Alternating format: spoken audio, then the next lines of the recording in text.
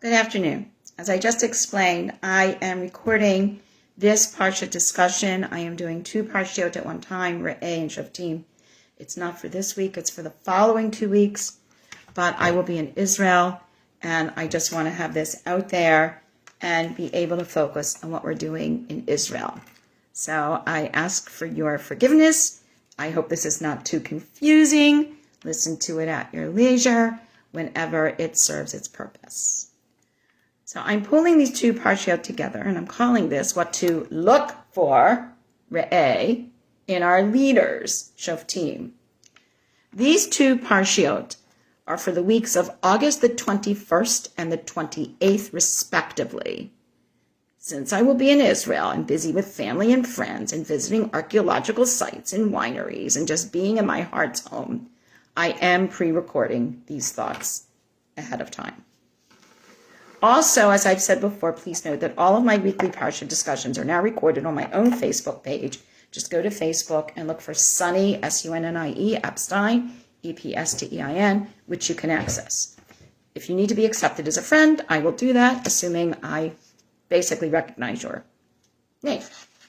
Then all Parsha discussions will be placed on the Melrose B'nai Israel Emmanuel Facebook page after that point. So, we're going to talk about leadership, because that's such an easy discussion to have at this time, right? Not. Thus, my title for the discussion. Re'eh reminds us to look around us and see, and Shoftim spells out what we have to watch for in these leaders of ours. Let's begin. I would like to suggest that we can look at these two Parshiot as being in conversation with each other. When we look at the end of Perek Yud Bet and Perek Yud Gimel in Parshat Re'eh, we read, "When the Lord cuts off the nations to which you will come to drive them out from before you, and you will drive them out and dwell in their land." So this is obviously a very difficult kind of dynamic when we go to our land, but we talked about this in the past. Lands have been assigned. Rashi says that's why we begin Bereshit bara Elokim. Everybody has their land. We're not entitled to the land of others, and others are not entitled to the land that was assigned us, according to Torah. So, but we will come into contact with these other people because that's just the way the world goes. And we are warned, you will be attracted to them. And you will say, wait a minute, how did these nations serve their gods? I think I'll do the same. So here's the problem of potential influence by others. I'm very involved in multi-faith dialogue. It's very difficult, actually, to find religiously observant Jews who will engage in interfaith and multi-faith dialogue and learning. There are some, and I value those colleagues greatly. And Rambam even says, yeah, you can, as long as you know yourself, you know who you are, you know what the limits are. It's not, we can't converse with others in terms of our beliefs and share who we are for the purposes of bigger and better understanding, which is so needed in our lives today. But we have to be aware of who we are so we are not unduly influenced. Remember that in the next parsha, which we will discuss in a few moments, the people will ask for a king precisely to be like all the other nations. That's not the point. The point is they're not like the other nations. This is part of the hard work to maintain relationships, as we spoke of regarding Parshat Ekev, which as I record this is this week's parsha. If you are attracted to them, says Rashi, after they have been put out of your land, and you see that I will annihilate from you and send them elsewhere, you may not act like they do, or you will be thrown out of your land. God wants you to worship the way God wants you to worship. You are not to worship God the way they do. And even we understand taking it to its extreme, Et b'neihem v'benotehem yisrafu be'esh le'elokechem. They burn their sons and their daughters as homage in fire to their gods. You do not do that. This is not acceptable. In other words, here we have the proverbial slippery slope. You know the joke, don't do X, don't do Y, it'll lead to mixed dancing, Fiddler on the Roof and all that. But what we really have here is we do, in fact, have a problem in that if we imitate the practices of others, we will also end up practicing as they do. And clearly, each group's practices are within the rubric, within the framework of their relationship, such as we just discussed, their relationship with God. And our relationship with Ribono Shel Olam is not going to be the same as other people's relationships with their gods. We read at the beginning of chapter 13 of Devarim, so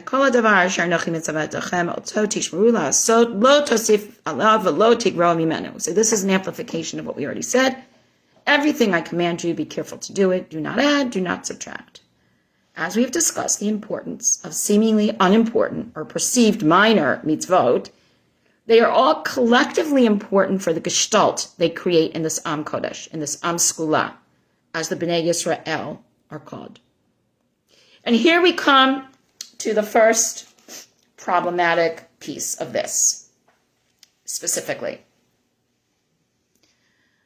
Yakum b'kirbecha navi uchalem chalom v'natan elecha ot umafat. A prophet, a dreamer, will rise amongst you and will give you a sign or a wonder. And he speaks to you and he says, let's go, come with me, after gods which you have not known, and let us worship them. I'm presently reading the 19th wife, which is from David Ibrashov, and it's the story of Anne Elizabeth, the wife of Brigham Young, who left the LDS church, and 19th wife can mean 30th wife or 50th wife or whatever. Somehow they thought more than 19 was unseemly. And in the book, it's clear when people are pulled in to this way of life and told every other way of life is no good, and they are pulled into this community and then isolated from everything else, and then that's it. They're done. And to get out of it is extremely difficult. Interestingly enough, there's always a way out. There's always an escape valve in Jewish practice. You choose, as we just said in Parshiot Ekev, to be where you are. You choose to be observant. And if you don't, you don't. And if you go somewhere else and you want to follow something else and you do it with respect and regard, we acknowledge that as well. Not happily, but the point is we do. And generally there is not the kind of missionizing or proselytizing or what have you that a lot of other traditions use. So this prophet who says, come, join me, we're going to go worship someone else, then you say, show me a sign.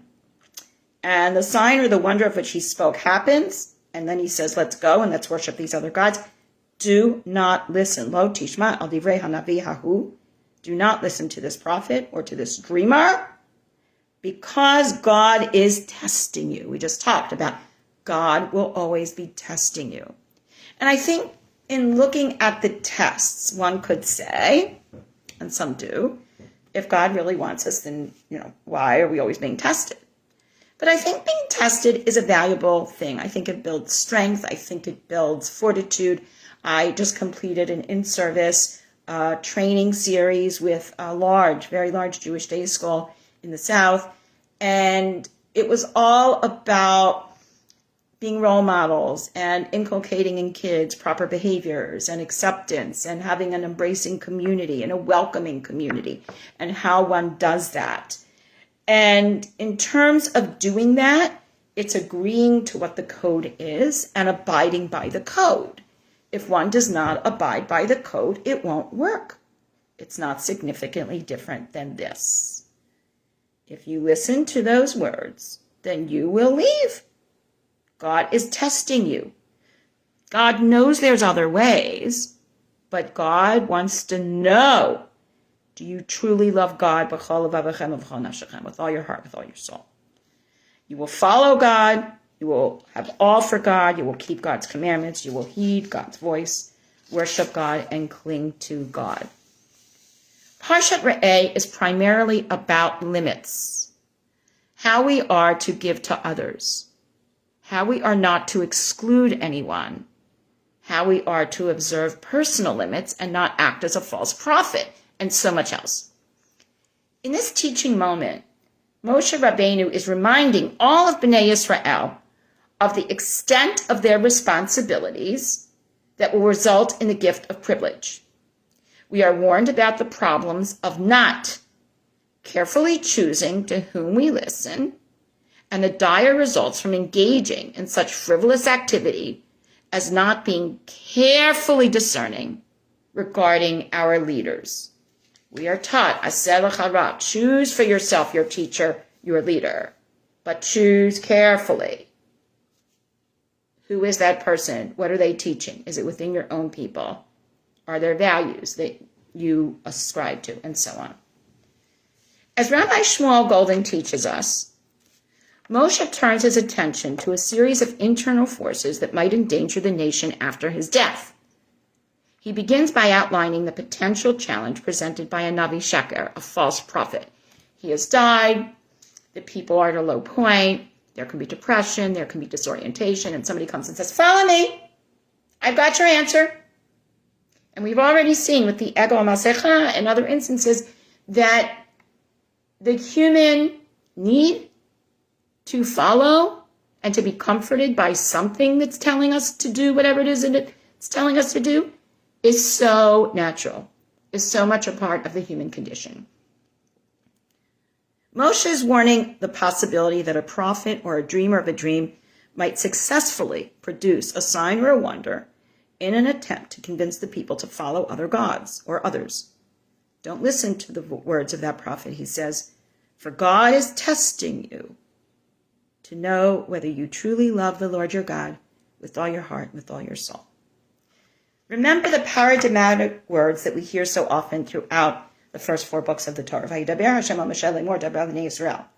And God said to Moshe, speaking, say to the children of Israel. There's a chain of command. Moshe says what God tells him to say. Moshe says the words of God to Bnei Yisrael. This is not the case with the Navi Sheker, with the false prophet, or with other people or rulers. Rabbi Golding continues. As noted above, for example, the Ramban, Nachmanides, suggests that the power of a Navi Sheker rises out of a natural talent for divination. God allows such abilities to develop even among those who would use them for ill. The Ramban insists in order to test and ultimately benefit those targeted by the false prophet. Consistent with his general approach to God administered tests, the Ramban explains that God tests human beings, to increase man's awareness of his own capabilities and to actualize one's own potential. Through their resistance to the words of the Navi Sheker, in the face of the wonders that he performs, the people will become more aware of their own attachment to God. More than that, the very experience of crisis will transform them. The potential love of God that exists in their hearts will be converted into concrete behavior that will subsequently shape their future actions and character. Here at the end of Re'eh, after we have looked around carefully and considered all these warnings and reasons for them, in these verses of Parak Tet Zayin 16, we see the aspirational goal of the reward one hopes for within the discussion of communal celebrations. At the end of this parsha, we talk about the communal celebrations. And we read at the end, Usamachta lifnei Hashem Elokecha Ter v'ikra v'itecha v'avatecha v'amatecha v'alevi asher b'sharecha v'hagir v'ayitum v'amana asher b'kebecha b'yakom asher yivchar Hashem Elokecha l'shakein shemo sham. And you will rejoice. This is a hint of coming Parsha, Nitzavim, which will be in a few weeks. And you shall rejoice before the Lord your God, you, your son, your daughter, your male servant, your female servant, the Levite, the stranger, the orphan, the widow, everyone who's amongst you, in the place where the Lord your God will choose to establish God's name forever. And in that rejoicing, You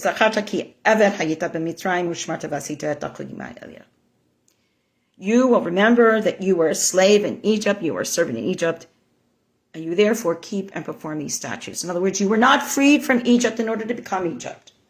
We will see when I get back, and with the following Parsha Ki Tetzei, which is Parshat Amalek.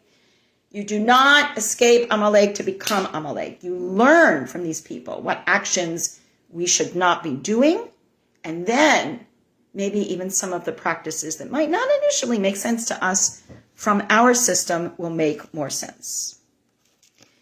We then go into Parshat Shoftim. After setting out the details and the purpose of the code of conduct for the collective, we read as follows. You will set up judges, law enforcement officials, for all of your cities, for yourselves in all of your cities, Shoftim v'Shotrim, Titen l'cha b'chal sharecha, that your God, that the Lord your God is giving you for your tribes, and they shall judge the people with righteous judgment. Notice here that we have a whole system. We have judges, we have officers. Each one, there's a division of power here. The judges decide the verdict, and the shotrim are the ones, the officers are the ones who try to keep the people in line so they don't land at the shoftim. This system is set up, b'chol sharecha, in every city, in every gate, because there's not a central place where somebody thinks, oh, I'm far away, they're not going to see or they're not going to do what I'm doing. All your tribes will have a system because they lived in these tribes. It's kind of like today. Think about it. You live in a township, you have a township government, you have a city, you have a county, you have a state, you have a national federal government, all those different levels. We are taught here, says Rashi, that judges and officers and those who maintain the law should be appointed and available for every tribe and every city. Therefore, you can't say, I didn't know that was the law. What is important to note here is that the people, the Amcha, are the ones from which the leaders will come. They set up their government, and then the people will be governed by their own officials. Sound familiar in terms of how it's supposed to work?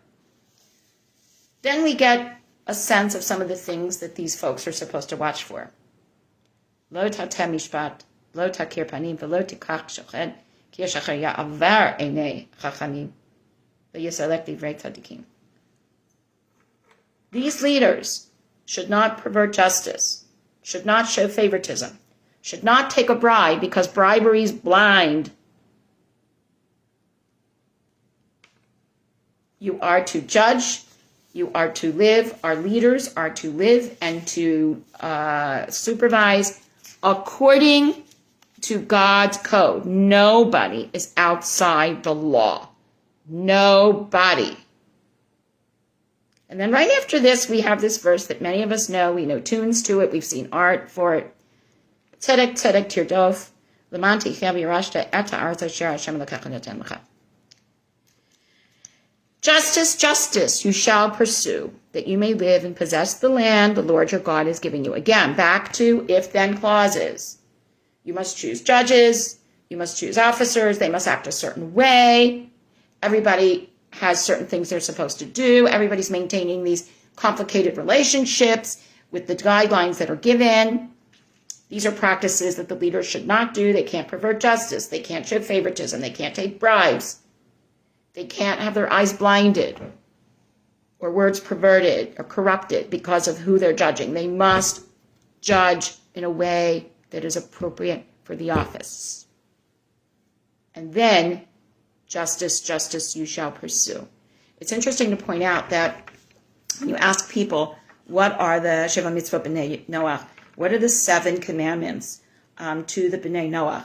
Everybody goes through the 10 commandments and figures out which 7 they are. And do not commit adultery is there, and other things are there. But one of the 7 is that you must have batei din, you must have courts.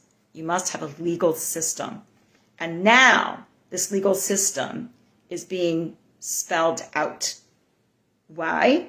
Because again, Moshe is dying. They're not going to be a tribal, isolated nation any longer. They're going to come in contact with others. There's going to be conflicts. How are they going to resolve them? There has to be a system. Here's the system. So note the trajectory. Note the similarities between the trajectory of this text and that of the Kedusha code found in Vayikra chapter 19. Do not, and it comes up to V'ahavta l'reacha kamocha. If you don't put a stumbling block before the blind, if you don't insult the deaf, if you don't pervert justice, a lot of the same things that are here actually. V'ahavta l'reacha kamocha. That's what we are told. And here, we're told tzedek tirdov. You must pursue justice. It's easy to say.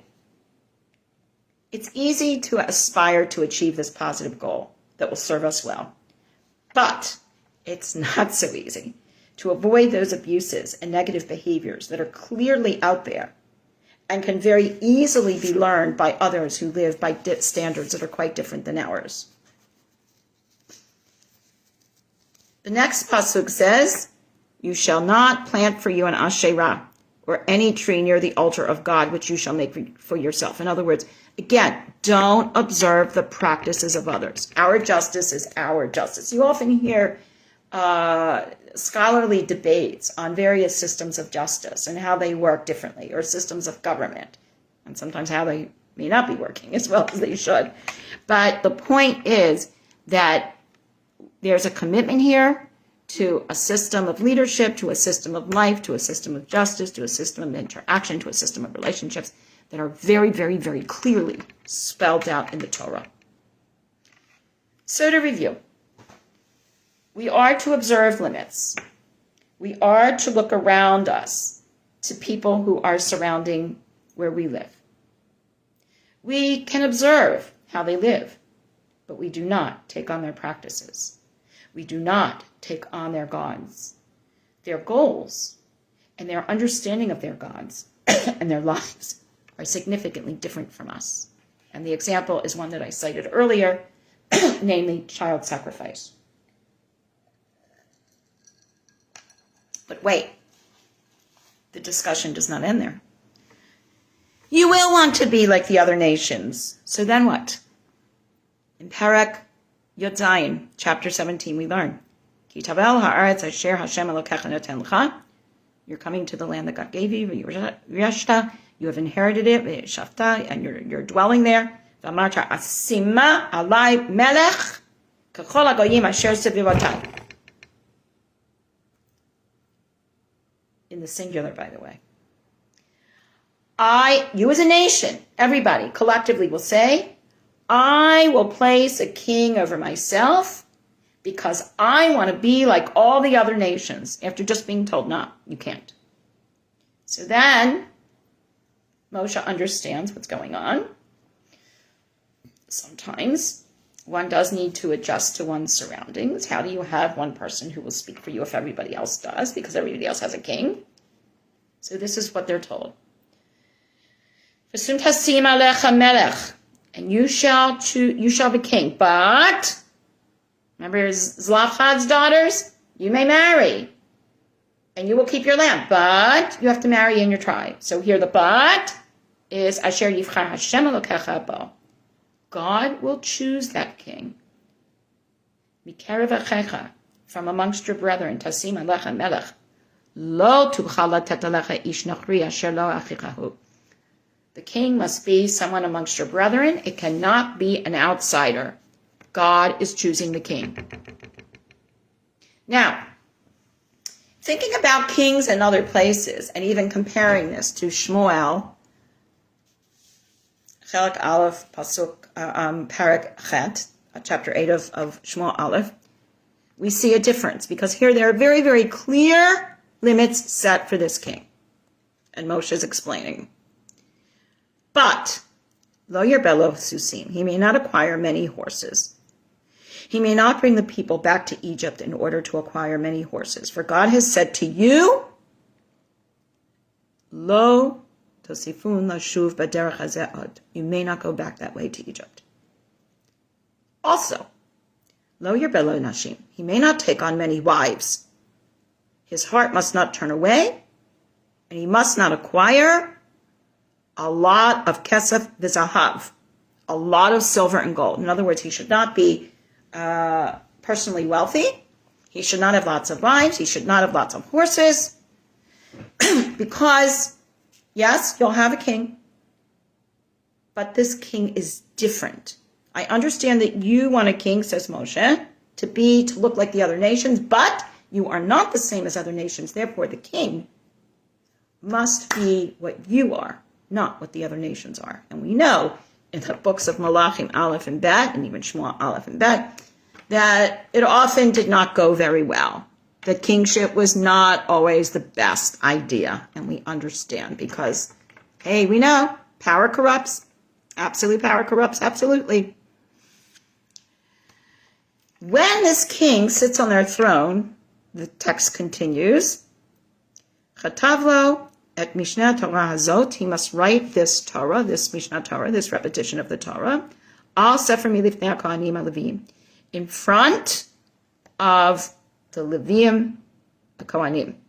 He must make 2 copies of this Torah. It shall be with him, he shall read it all the days of his life, so that he may remember, Lirah et Hashem Elokav, to have all for God, Lishmor et kol divrei Torah hazot, to observe all the laws of this Torah, Vet hachokim ha'ela lasatam, and to do all of the mitzvot, all of the commandments. Levilti rum levavo me'achiv, his heart should not be haughty over his brothers. What we have here is a parallelism. We just read about not being haughty, not thinking that you have acquired the wealth for yourself as an individual. Now we're saying it with the king. The king must be the exemplar of all that the Bnei Yisrael is. Not above, but from among. Coming in from B'kerev Achecha, from amongst your brethren. Then his heart cannot be haughty over his brethren, and he will not turn away from the commandment. Think back to Yosef. His brothers come to him. He is the second in command. He has position. He has honor. He has wealth. He has all this. And he cries. He realizes he can't hide his true self. Think about that for a moment. It's an interesting model to use a little bit here. Then in chapter 18, there's also limits for the Levium and the Kohanim as well. The Levitic Kohanim, the entire tribe of Levi, will have no portion or inheritance with Israel. So they are making the religious determinations. They are in charge of the spiritual life of the community, but they don't have land inheritance. The people have to give to them, have to serve them. They will eat from the offerings that people bring. They will not have an inheritance amongst their brethren, but rather they get what they are entitled to from the people. God has chosen this tribe from all your tribes to stand and to serve. They are to stand and serve God. In other words, they model not me leader, look at me, I have the power, but rather they're modeling service to God, right? They are avodah Hashem. They're serving God. That's what they're model. After this, we return to practices that should not be engaged with, paralleling a good amount of the text that we already saw in Parshiot Re'eh. The potential attraction to other ways followed by other nations is repeated at this point to mirror their attraction to the idea of a leader like others. That's what they asked for. Now they're being told, okay, you can have a leader, but not like the others. Why does this refrain appear here in this discussion of leadership? To indicate specifically that our leadership is to facilitate the maintenance of all the commandments and the integrity of the community and its relationship to God. At no point is the leader allowed to go rogue or make policies or determinations outside of this rubric. This is amplified by the repetition of the standards and the practices to be followed and not to be included in sacrifices. One more piece. Parak Chaf, chapter 20. When you approach a city to wage war, and we've talked about this a little bit before, Ki tibrav el ir lehilachem aleha, v'karata alecha l'shalom. V'yayim shalom ta'ancha ufatcha lach, v'haya kol ha'am hanimtza ba yiyila lemes v'avaducha. You approach a city to wage war, and again, these are not wars that you just do for fun, but they are supposed to be specific. You must propose peace to it. And if it responds in peace, then those people become part of you. And yes, there's tribute to it. They become your charges, if you will. And I understand that many of us may not find that so whatever. But again, if you look at the cultural context and what was going on at the time, it makes sense. Or it doesn't not make sense. I'll put it that way. But if this nation does not make peace with you, then God will deliver it into your hands and you will strike. You will kill them. So here, in the most difficult and vexed situations, there is discipline, as well as an adherence to God's desire for us to protect and sustain all life. So imagine for a moment if you had a king from another people that was not born from within you and didn't understand your context, and they see this war and they go, I want more power.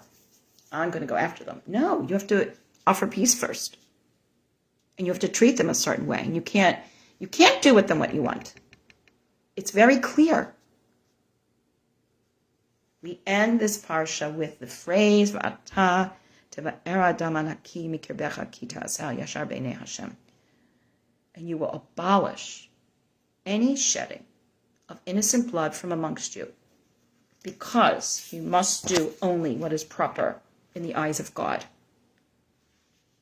It's interesting to note that this is to be applied to every member of the Bnei Yisrael, including every category of their leadership.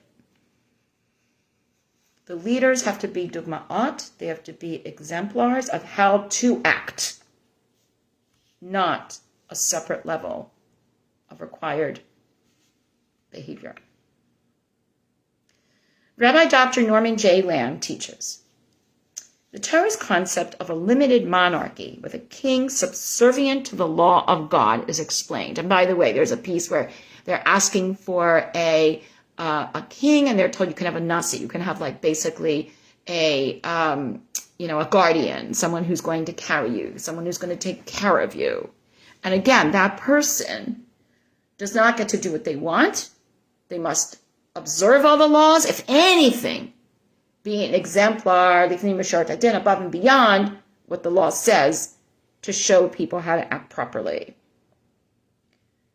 So when they say you will enter, when in Devarim we just read, when you enter the land and you say we want a king to be over us like all other people, then they're told you may set a king whom God will choose. The rabbis faced a basic question in approaching this biblical passage. Is the declaration of the Torah to be considered an obligation, namely that arriving in the promised land, the people of Israel must establish a strong central leadership, or is it to be understood as a grant of permission that in the event that the leaders of the people will decide upon a monarchy and request it, that the Torah does not object to such a strong government? And this is a whole discussion in halacha, and specifically in a lot of things in Devarim, that we end our Chamesh Chomshei Torah cycle with. And that is every law, is every mitzvah, is every practice based on an ideal. And we're going to see, when we get to Parshat Ki Tetzei in a few weeks, that the answer is a resounding no. That instead, what is acknowledged is that all the laws have been given, all the standards have been stated, all the warnings have been mentioned many times, even as a pismon, as a refrain, they keep getting repeated. But there will still be those times when people will want things that they shouldn't want. So what do? Do you say you can't have it and then they rebel? Or do you set it up in a way, okay, fine, with these provisos? This question was an issue between Rabbi Yehuda and Rabbi Nahore in Sanhedrin 20b. Rabbi Yehuda considered this a positive commandment. Yes, tasim melech, you will place a king over you. But Rabbi Nahore said, no, it's permission. but not an obligation. In other words, you have Leviim, you have Kohanim, you have the Shotrim, you have the Shoftim. We've already discussed all these types of leadership. What do you need a king for? Well, you're going to look around and you're going to see we function like a bunch of tribal entities, and look at what's going on in the world, and think about the governance of Native American tribes, for example, in terms of this country. And we're going to need somebody to represent us. So make us a congressional district and give us a representative. Or in this case, give us a king. Most of our medieval commentators, the Rishonim, are of divided opinion as to the verdict of the halacha. But the majority seem to favor the opinion of Rabbi Yehuda, who says, looking ahead, this is how the nation will grow itself. We have to be practical and understand that as the world changes, we are going to have to adapt in some ways. And therefore, once you get to that point, choosing the king will be an obligation. You will need it. If the system works properly, here's the way it should go, regardless of the time in history and the type of leadership. Justice is to be practiced. Tzedek, tzedek, tirdof, not revenge. Limits are to be observed so that the individuals, the collective, and the leadership do not slip into excesses that become self-serving and will corrupt all matters of the well-being of the collective. Leaders are to remember that they lead at the pleasure of God, not by their own design. Leaders are to remember that they lead by living the life that all of Bnei Israel are commanded to live. We are not to let concern for each other overcome any sense of hubris. This is true for the people who elect leaders, the leaders ordained by God, the leaders who are chosen, and simply everyone who is part of the Bnei Israel. This is precisely why we are to look and watch what we consider in terms of who are our leaders, be mindful of how they act, and watch out for that leadership and any excesses that may come. Lehidra'at. I will see you again when I return from Israel. I wish everybody a pleasant continued summer, and may we all continue to try to be the best we can be as individuals, as members of the collective, and as members of whatever faith or system we adhere to. Lehidra'at.